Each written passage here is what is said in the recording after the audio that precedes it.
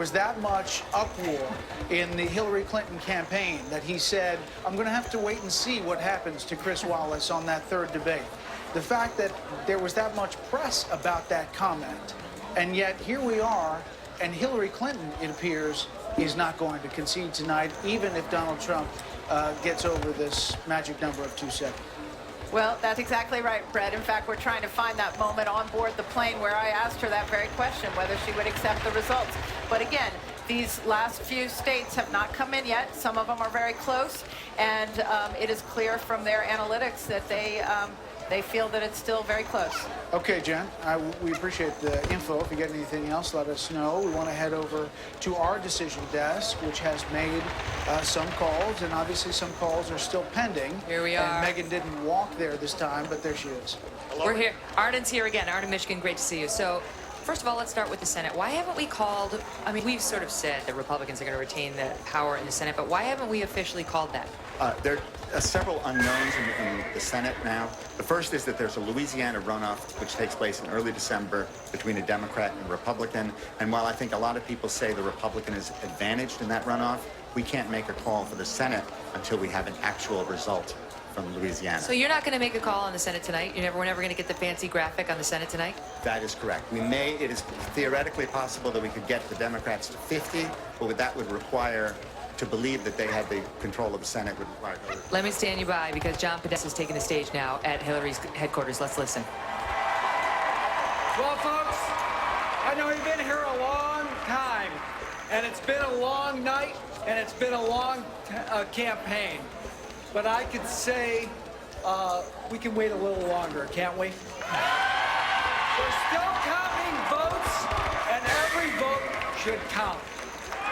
Several states are too close to call, so we're not going to have anything more to say tonight.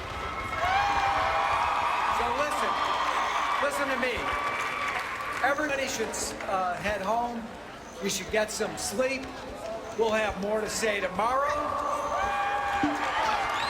I want you to know, I want every person in this hall to know, and I want every person across the country who supported Hillary to know that your voices and your enthusiasm means so much to her and to Tim and to all of us.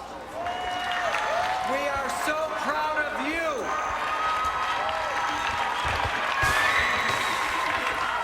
And we are so proud of her.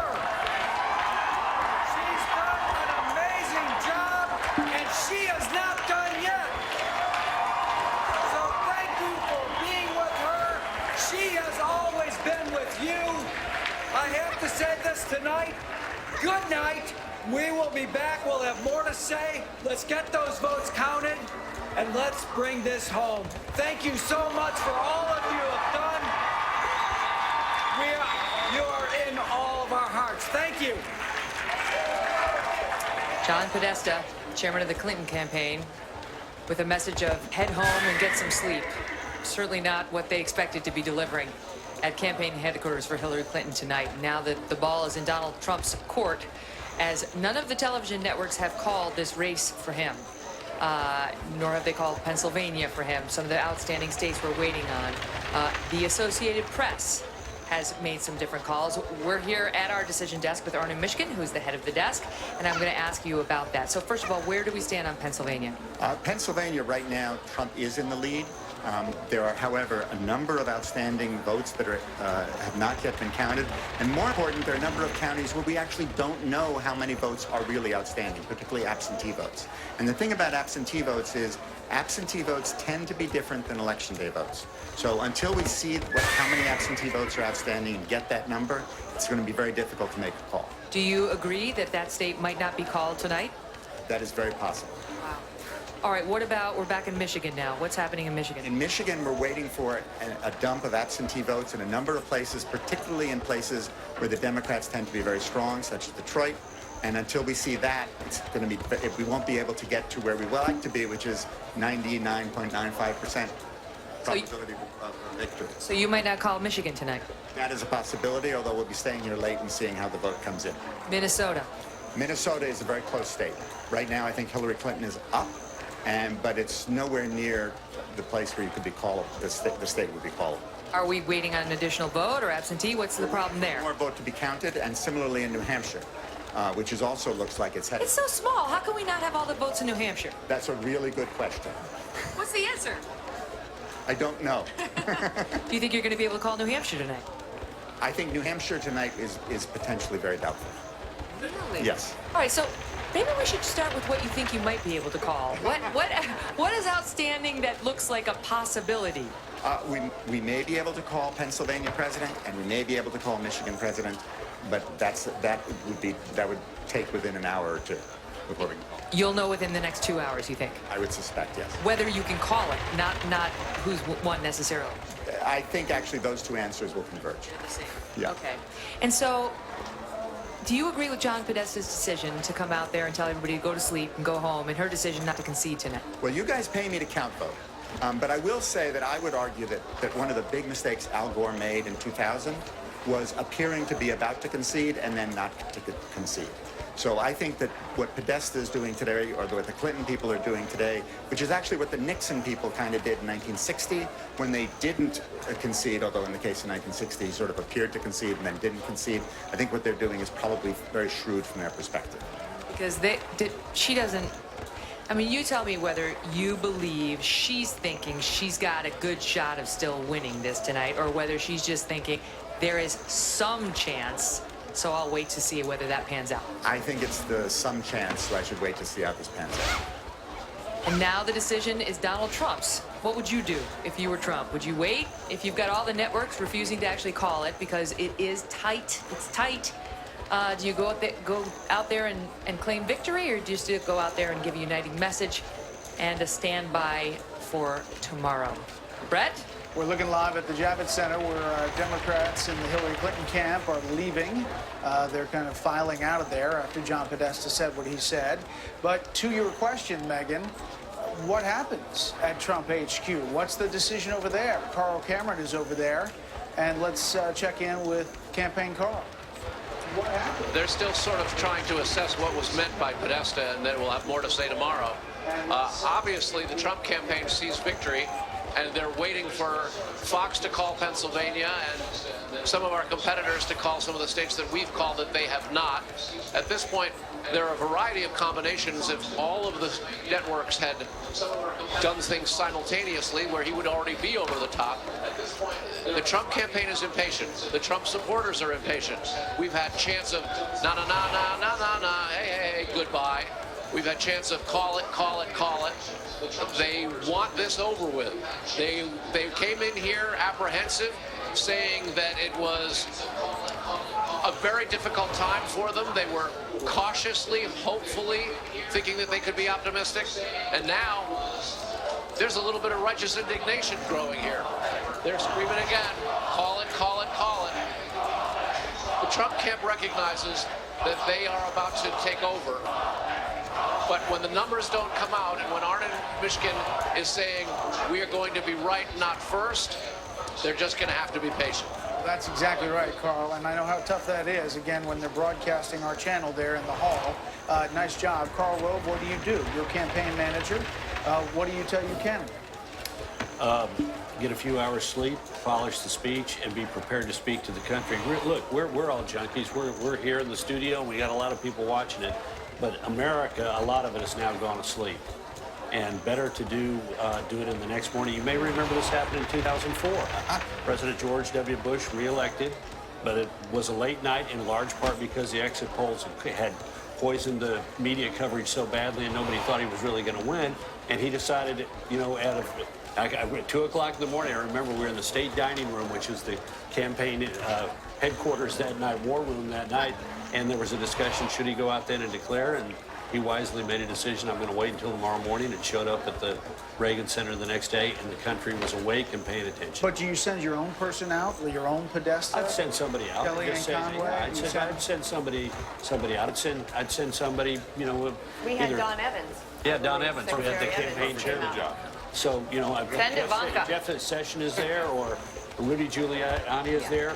Send them out and say the candidate is optimistic and upbeat, and we're going to wait until until the rest of the votes come in, but we're so confident. We're looking forward to seeing it here tomorrow morning. Which is what shows confidence. You don't show, if Trump shows up tonight and comes out and says, I claim it for myself, this does not look confident. He's got, everything is stacking up in his favor. He could hardly ask for a better map And at this moment. nothing he says tonight's going to change the outcome. Exactly. So no point in doing it. And as to the question of calling races, I was sitting basically in a different studio where you are tonight, Brett, 16 years ago, when we called Florida for Bush, and then we had to take the call back. And it was sometime about 2 o'clock in the morning when we finally recalled it, thinking that was final. And 37 days later, it became final. And that's when Bill Daley came out in Nashville and he did the same exact speech Exactly that John right. Podesta said. So I think everybody's behaving reasonably, although it's 2 o'clock in the morning and it may not feel that way. And I can certainly understand the Trump people are on the cusp of this thing. Sure. That a lot of This people is never their thought moment. where they They never waited get for to. this moment. And they wanna thought have it was it. going to happen tonight, and I certainly understand their impatience. But I think people are doing that. Here's my advice. Here's my advice. It'll be sweeter tomorrow morning. I can tell you from personal experience, heck of a lot better to enjoy it at 10 o'clock in the morning than do it in the middle of the Carl, can you tell us behind the scenes when that advice was given to George W. Bush in 2004? Let's wait. Actually, it was his advice. People said, what do you want to do? Should we go out? Should we go out? And he said, or wait, we're going to do it in the morning. And did Kerry concede before he went out? Yes, in the morning. In the morning. morning, Wait, but not- And that's not in the another thing. middle You of don't the want night. to claim victory before the other person No. concedes. Hugh made the right point. You look strong. You look strong when you do it. And the country feels more confident. Plus, I And think- guess what? The speech also gets better. But I also think that the winner would want the person conceding to go first. Yeah. I think that would be the gracious thing to do. If I were the Trump team, I would wait, let her figure this out, polish her speech, the second one that she wrote, and then let her deliver that, and then wait a couple of beats, and then come out and have your moment. Well, I must say that even from my position, I would think I fully understand Trump supporters at this moment who just say, this is inevitable. This looks like it's a sure deal. Why can't people just call it for what it is? But I'm taken by what John Podesta said when he said, look, we're still counting votes. Every vote counts. And it triggered in my mind the thought that the Clinton campaign may be involved in legal action. They may be challenging some of these outcomes, some of the vote counts in some of these states that we have already called.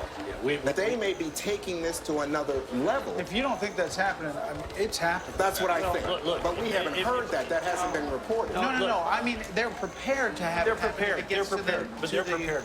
But I would doubt that given, I mean, They're not deploying no, lawyers. no, but, no, no, no. They're, But if you it know, gets to But a if Trump wins margin, Minnesota, or if he wins Michigan and he wins Pennsylvania, I mean, there's only so far her argument could go that it's tight enough. We need And- you people can't to- fight for Minnesota. There's a when high it's for score electoral. sensitivity. Each side since 2000 now deploys armies of lawyers. If there was anything going on right now, it'd be moving across the wires. If they were looking to lock up boxes and serve injunctions and begin the whole process of Well, protest, earlier we'd be tonight talking we about were it. talking about legal action, federal judges in North Carolina. Right. We're taking Colorado. action in Nevada. Colorado as well. So there has been action. It's just that when I heard Podesta speak a few moments ago, what it said to me was, the Clinton campaign believes that their supporters are so aggrieved that they are now willing to fight and take steps that they had not previously taken. May I make a before. motion for the House that we designate Juan to be a person who monitors this through the rest of the year? Leave your cell phone with him. You can text us if you find anything that's serious. I lost $100 tonight, and now this. The decision desk may be ready to make a call. It's for breakfast burritos. I'm going to be here. We're in favor of that. And we also love this Bikers for Trump sign because